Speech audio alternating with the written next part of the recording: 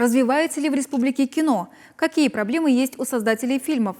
Об этом говорили на встрече представителей Союза кинематографистов республики. Создатели фильмов встретились в студии «Чувашкино». Режиссеры говорили о том, что зачастую у них даже нет помещения, чтобы собраться, обсудить проблемы и заниматься творчеством.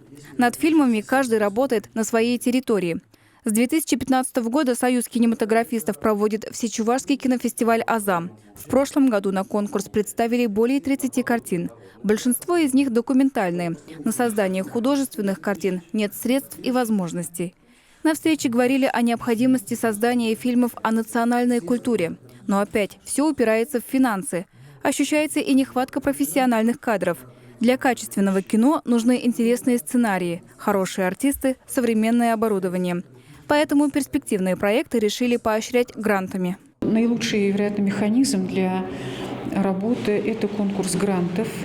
Именно конкурс для того, чтобы мы бы определили победителя, у которого есть востребованный сегодняшним обществом материал,